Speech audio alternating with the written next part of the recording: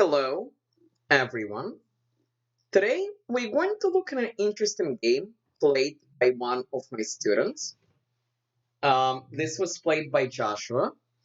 Joshua was rated about 1300 a year ago, which means right now he's anywhere between 1300 and much higher.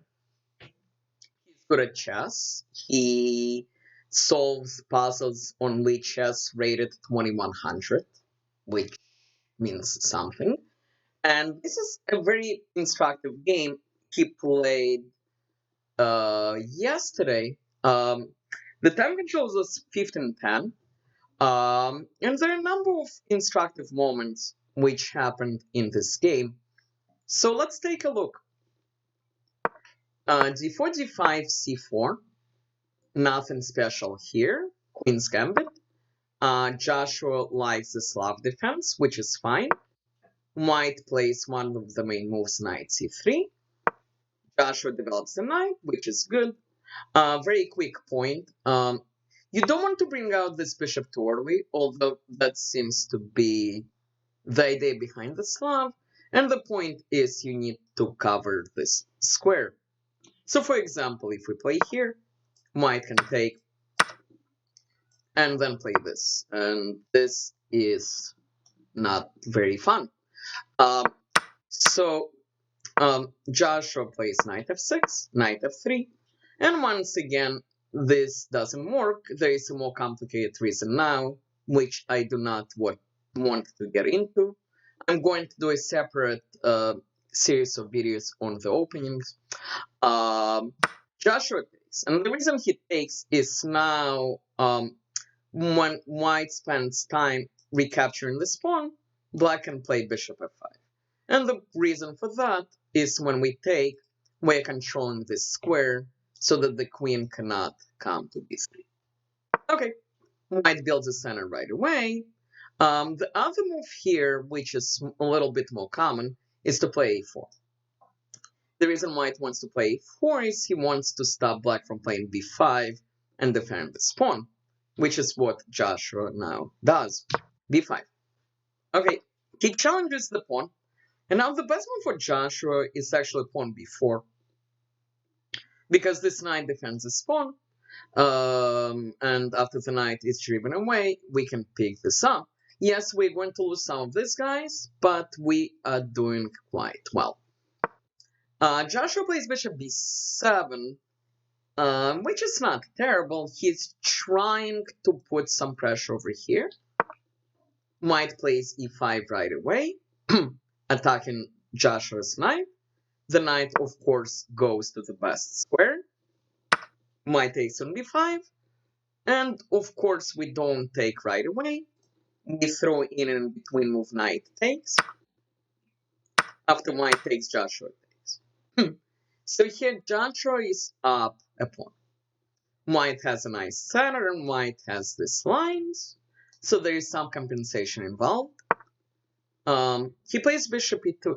And there is actually a very instructive move which white can play instead. At first it looks weird, but you see this idea in many different openings. Pawn e6, which just gives up a pawn. But the logic is, if black takes, white can play something like this. Now queen h5 is a thing. This is a very good knight, very hard to get rid of this knight. And this bishop is not really playing chess. And this idea happens in a number of different openings. I used that in a version of the King's Indian when I was white, and I will show that game at some point in a tournament game. But let's go back. White plays more calm bishop e2. Joshua plays e6. Makes sense. He's ready to bring out his bishop. White castles. Bishop e7. Nothing unusual. Rook e1. White is just improving his pieces. Castle. Rook b1. Pressuring the d pawn, but also there is a second point to this. Notice how there is a pin. So sometimes white can actually take. Joshua realizes what happens, and he deals with both of those threats. This is actually important. Sometimes when your opponent does something, you stop one of the threats, and then the other thing happens. So Joshua stops both. Mine plays bishop g5, which is not terrible because he spawns on the dark squares, and I guess he wants to trade the bishops, but he is down a pawn, so it's not an amazing idea. Joshua is up, so he trades. Mine takes back, and Joshua simply drives the knight away, which is a good move. The knight goes back, and Joshua plays knight a6. I guess he just wants to develop, and he doesn't want to play c6, knight c6, because this pawn is going to fall, although he will have to figure out where his pieces should go. So if we go back, you don't just develop one piece at a time. You ask yourself, what am I doing? What are my plans? How am I going to make progress? Because after knight a6, it's not terrible, but the question is, what are you doing next? My place knight d2. Maybe something is going to show up on f3 or e4. Rook c8, just reinforcing this pawn. At some point, Joshua will probably need to start to push on the queen side. That's where he has an extra pawn. And white is being very accommodating. Joshua is up, so trades usually help him. So Joshua trades, white takes back, and now knight c7. Knight c7 is a good move because this knight will go to d5, pressure c3, and also prepare something like a5, b4, and we are making progress. White finds his own outposts. Joshua continues with his plan, and white plays knight c5. White can also play knight d6, but black can just play around this. He can put his rook here, and then play something like a5, b4, and continue to advance. Now, in the game, white plays knight c5, which attacks the queen. And now the next move by Joshua is extremely instructive. He gives up his rook for the knight, and that's a very, very, very good move. Because after white takes back, he has two rooks. Joshua only has a knight, but it's very hard to get rid of this knight. White cannot kick it with pawns. And white has two rooks, but rooks need open lines. If you look at the possible lines, there is not too much here. And Joshua is going to pick up this pawn, and then he will start making progress here.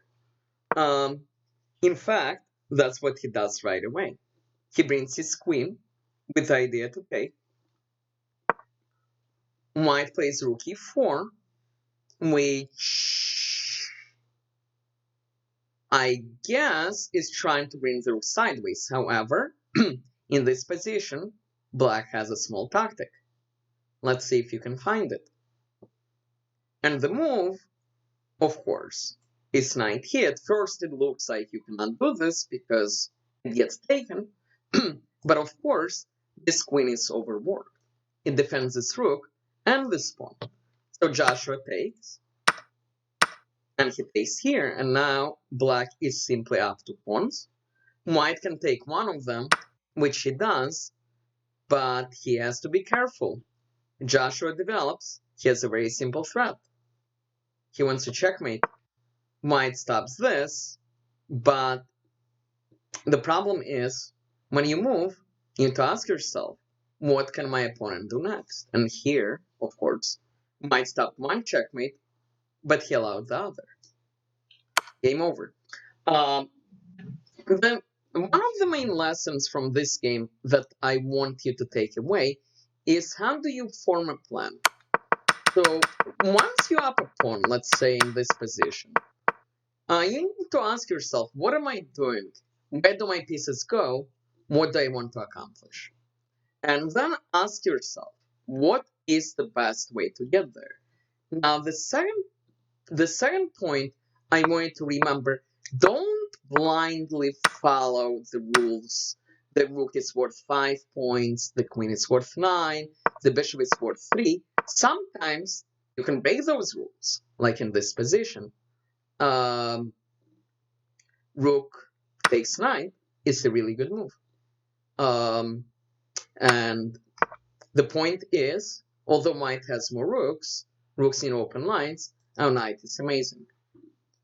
I hope you found this video instructive. I hope you enjoyed it. Please like, please subscribe, and more exciting material will appear shortly. Thank you.